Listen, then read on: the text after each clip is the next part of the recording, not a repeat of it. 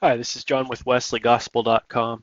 I'm going to continue talking about hallucinations. This is going to be my third podcast on hallucinations and probably my last one.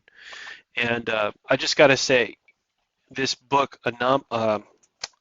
Varieties of Anomalous Experience, is one of the most best books I have ever found on the subject of integrating what the world of psychiatry says versus the charismatic experiences that Pentecostals and charismatics have, and just like having a really thorough perspective of what's going on there in the minds and in the thoughts of both of these groups, and then being able to like sort it out. It is so useful. I've been looking for something like this for years.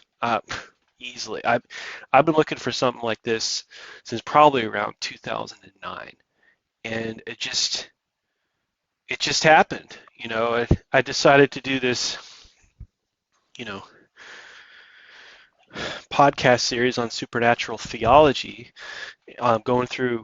basically going through using my book, ebook, How to Experience God as a outline, and I just realized, oh man, yeah, that hallucination subject. I had never really, dug in really thoroughly on that. I had kind of like a really um, superficial overview because there was something I had found in Albert Farge's book, which was an old Catholic book. It was called Mystical Phenomena Compared with Their Diabolical and Human Counterfeits. And to be perfectly honest, he had some pretty strange ideas about uh, hallucinations that were pretty strange, like projections of thoughts. It was just not very grounded, and compared to what I just read, like this is so grounding, and it's also up to date. It was published again by the American Psychological Association. Um, it is published in the year 2000. It is peer reviewed.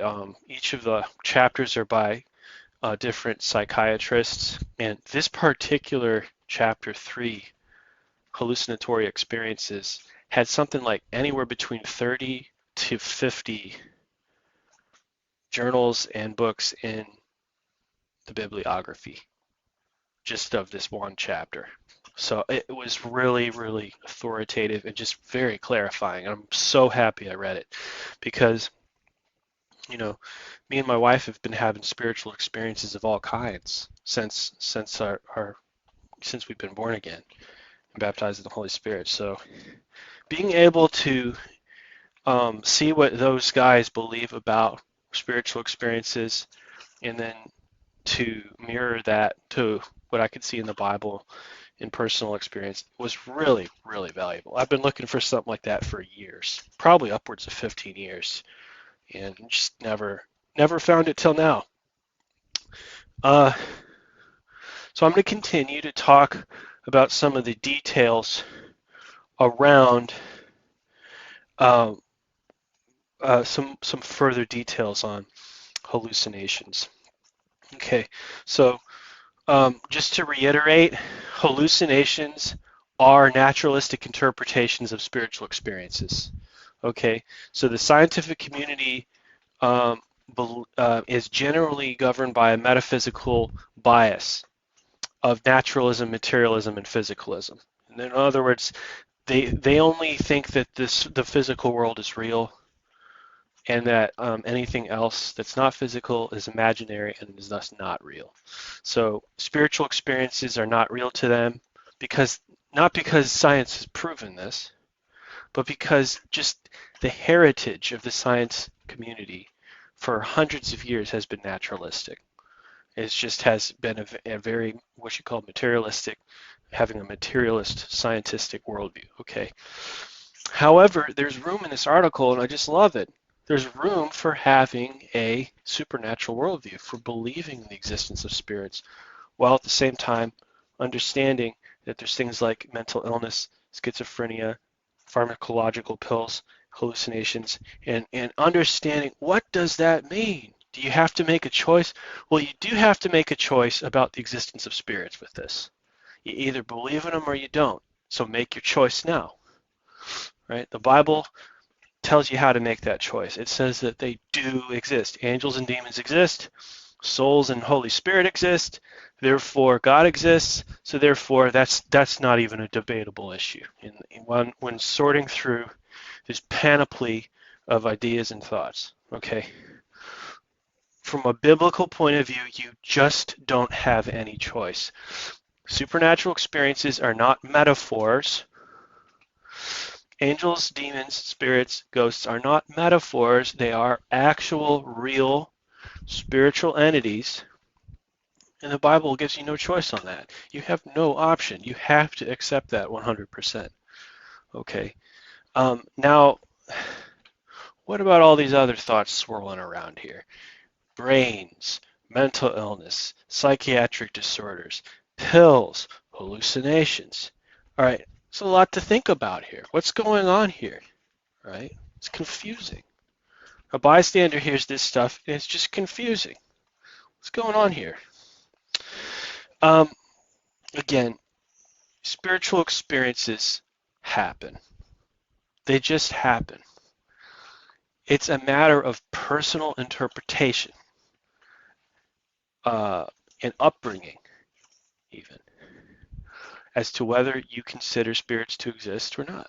It's just that if you're raised in a scientific family that believes in humanistic naturalism and materialism, okay, then any experiences that people have of spirits, you're going to interpret them as brain phenomena. And that's how they do that, right? There's nothing scientific about that, but it just so happens that that perspective comes from scientifically minded people because of the ideology, the metaphysical ideology of naturalism that just has existed in the scientific community for years and years and years. You might say, well, maybe naturalism is true because scientists are smart. No. Naturalism is not true, but many scientists believe in naturalism for the same reason that the Bible says there are many vain babblings that have come out of science falsely so-called. There are many theories, inventive ideas, and imaginative exaggerations that come out of the scientific community, like evolution, for example, like millions of years, for example, like Pangea, okay, like an asteroid destroying the entire Earth, okay. There's just a lot of really theoretical, bizarre hogwash ideas that have come out of the scientific community and are still desperately in need of really strong evidence to prove them, right? They live in the realm of imagination. That is what scientists do. They imagine things, tons of things. Encyclopedic amounts of imagination goes on in science. And you might say, but I thought science was all about laboratory experiments. Yes, they do. But before they get to that point, there's this wonderful phase of science called hypothesis. Okay, hypothesis. Okay, this is where all this imaginative, visualizing activity goes on in the scientific community. All right, you get the theory of relativity. You get E equals mc squared before you ever get an atomic bomb blowing something up. Right? You get ideas first. It's this intellectual realm of ideas. And this is where a lot of creativity happens. And at times, bizarre thoughts will pop out of the minds of scientists and end up staying there for ages. One of which is no spirits exist. Okay? This world has been around for about 6,000 years, ancient history tells us, and the Bible.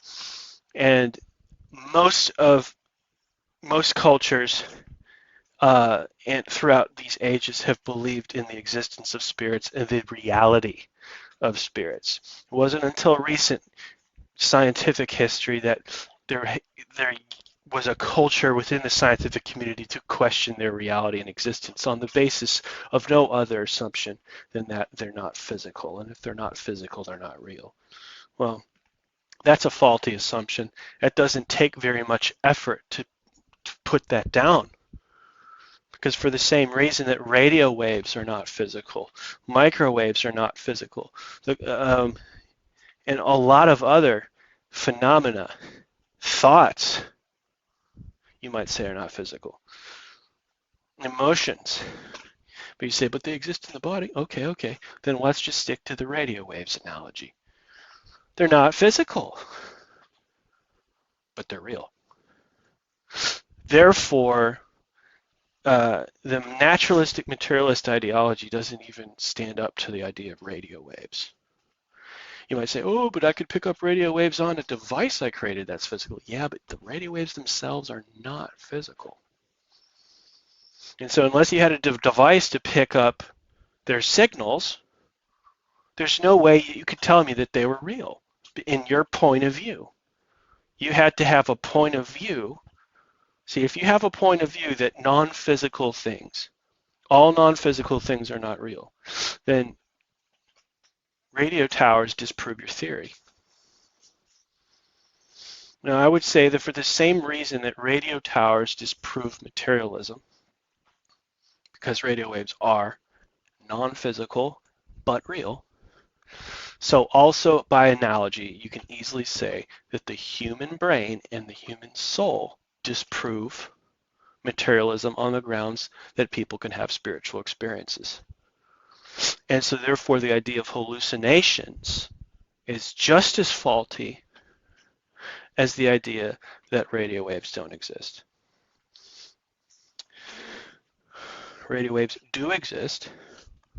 They've always existed before we invented radio towers to receive them. Spirits have always existed, even before the first people started to have spiritual experiences. So to go around touting that they don't exist because most people don't experience them is just an empty statement. It's vain babblings. Science falsely so called, like Timothy says. It's just a vain babbling idea, like Pangea, just made up ideas that come out of the scientific community and they hold water, right? It's like Haeckel's embryos, where he draws up a bunch of imitation similar embryos of animals and people and hogs and stuff, but then when you look in the microscope 100 years later, they're totally different. Just a lot of hokey ideas out there, like Piltdown Man, like fake Neanderthal sculptures that were made to hoax evolution evidence. I mean, there's a lot of hokey stuff floating around out there in the scientific community, and oftentimes people are just not nerdy enough to care, and this stuff keeps floating around. Well, I think the idea of hallucinations is definitely one of those vain babblings that have come out of the scientific community. Okay, so we are talking about spiritual experiences when we're talking about hallucinations, and we're specifically talking about demonic oppression, demonic voices. Take, for example, the man in the Gadarenes in Mark chapter 5, 1-5. Now, here's a person that is very keyed up. He's so keyed up that he's thrashing about violently, and people have put him into chains. He's demon-possessed. He has supernatural strength. He breaks the chains. He's so keyed up. He's so full of anxiety and inner mental and emotional anguish that he's cutting himself, and he's shouting. Okay, this guy's having demonic voices and demonic feelings, and he hates himself. Obviously, that's why he's hurting himself. How do people get like this? People get like this, page 98, because they have stressful life events that precipitate schizophrenic episodes. It opens them up to demonic attack. I'm going to read some direct quotes here. More consistent evidence that patients with a history of psychosis may be more vulnerable to future episodes if exposed to chronic stresses, in particular a hostile or overprotective family environment. In other words, dysfunctional families are one of the primary reasons for why people end up having a nervous breakdown or a schizophrenic uh, experience. Quote, the role of stress in provoking episodes of hallucination. Quote, the onset of hallucinations followed by some kind of stressful or traumatic experience in approximately 70% of cases. Stressful, traumatic experience, oftentimes hostile family environments. 70% of schizophrenics, that's the reason why they end up that way. You just can't take it anymore. Quote, hallucinations were most severe during periods of emotional distress. And this can also happen with a death of a loved one, the grieving process. A person has a vision or a dream of their ghost appearing to them. There's an interesting quote here, seeing a disembodied head that talked to him. I had something like that happen to me similarly one time. I went to a doctor because of one reason or another, and they gave me Xanax. And I didn't realize, I took it wrong. It said something, take 3 times a day as needed. Well, I didn't understand what the as needed thing meant. So I just took it 3 times a day. Once I got to the end of the bottle, I had extreme panic attacks, and I did hallucinate at times. Now, I believe that those were spiritual experiences, but they were demonic spiritual experiences usually. But one of them, I don't think was. I was in a relaxing state at this point, they were putting me through a taper program to regulate my emotional state as I was coming off of it. And I actually saw the head of Martin Luther in black and white floating over by my movie collection as a ghost. I could see through his head. And it's interesting, he had said a disembodied head that talked to him. That was an open vision I had. It's one of the most, that's the only time I've really had an open vision that I can say, yeah, I saw something ghostly with my eyes open. I might say, well, that's not the best example, John, because you were like in a drug withdrawal. Well, they say these things happen during these things, and I really had no control over it. But it wasn't a demon, though. I had the feeling that God and his saints were looking out after me. And so it's interesting. He mentions the disembodied head vision several times. He also mentions another time where people could see people in windows. I saw a demon in a window one time, giant green demon flash in a window, see-through, just for about a couple seconds. And yeah, was I going through stressful life events during this time? Yes, but I don't have a naturalistic view of that.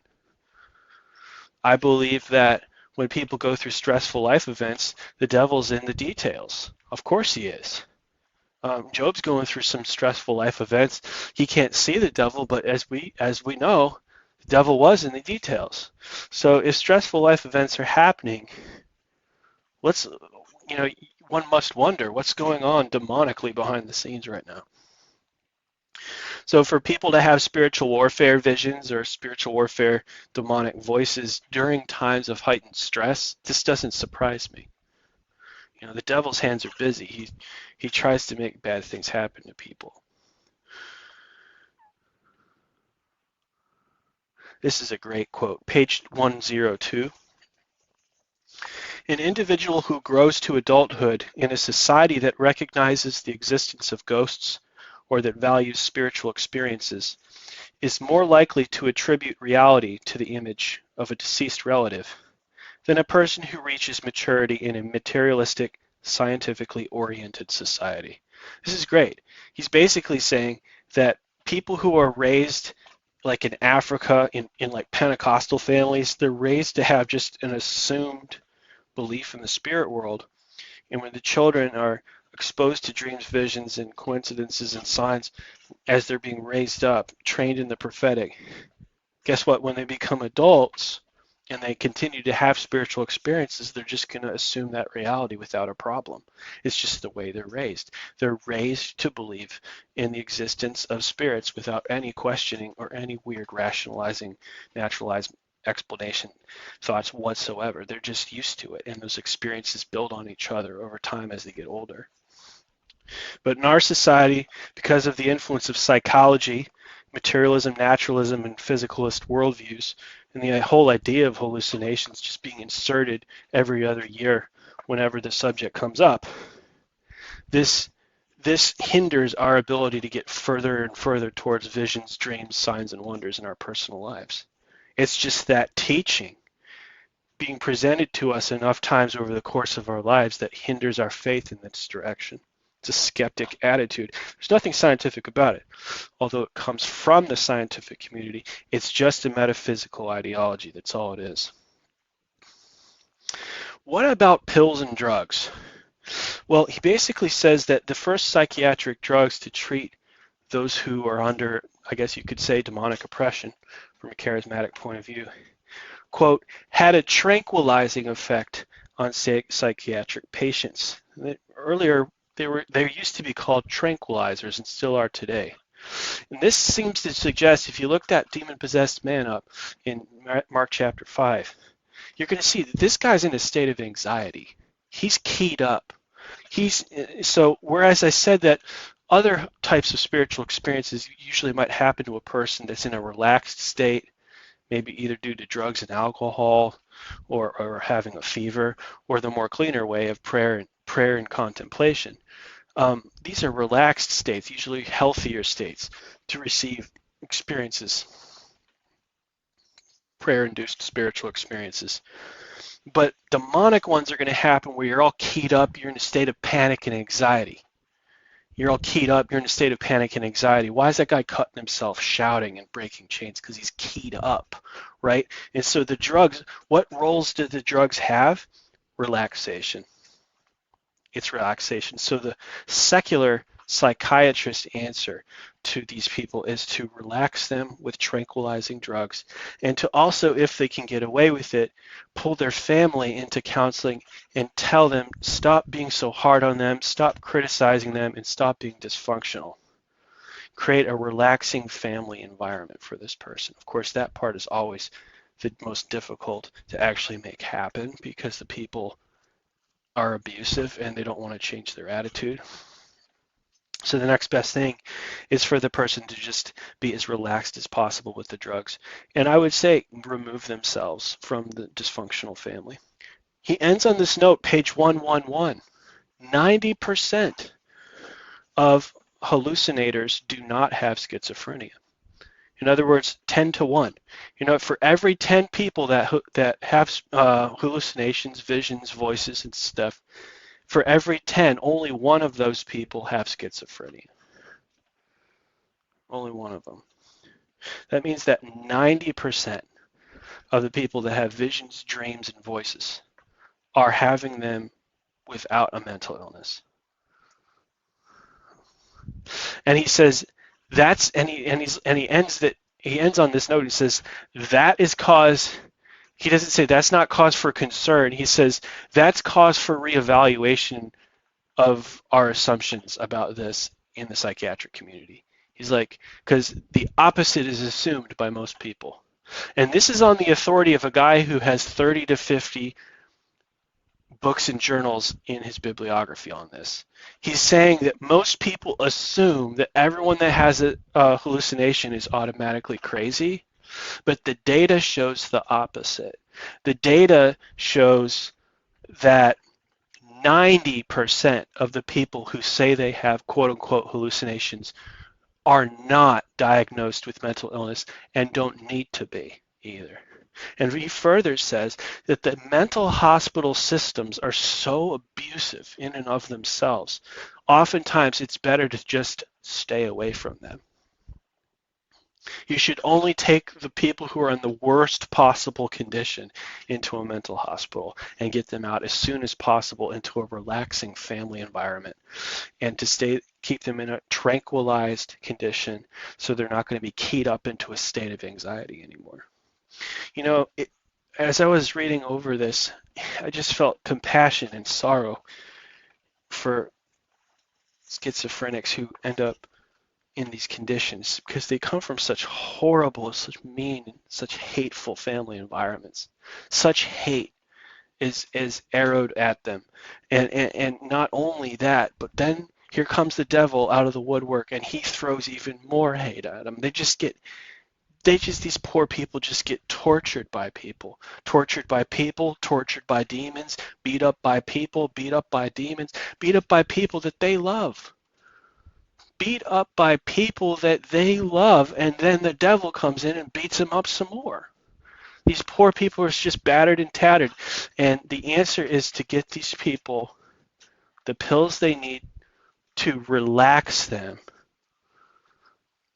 And somehow, some way, when their brain is relaxed enough, the devil is able to wear off. Somehow there's some sort of maybe a chemical reaction that makes it less possible for the devil to break through and harass their minds passively. Somehow, when they're in really keyed up states, the devil can speak to them better.